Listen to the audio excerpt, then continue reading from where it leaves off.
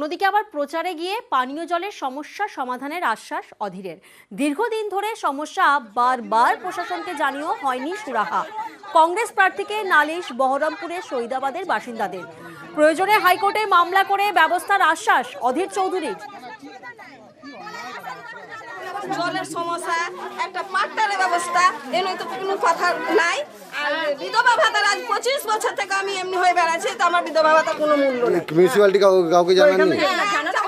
জানানো হয়েছে, এই দিব, এই জিতলে দিব, অমুক করবো, বাস কোনো মূল্য নেই।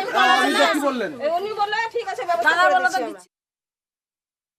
এগুলো সাধারণ মানুষের এলাকা, 84 পাড়া একটা বস্তি এলাকা। এ কোন ধরনের নৃশংসতা ভেবে আমার অবাক লাগছে। আমি তাদেরকে বলেছি যে আমরা কর্তৃপক্ষকে বলবো, কারণ জল দেবার ব্যবস্থা করাটা এটা কোনো দয়া নয়, দাক্ষিণ্য নয়, এটা মানুষের অধিকার। প্রশাসনকে বলবো, আন্দোলন করছি, কোর্টেও যাব। এই এলাকার মানুষের পানীয় জল পাওয়ার মৌলিক অধিকারকে আমরা সুরক্ষিত করবই।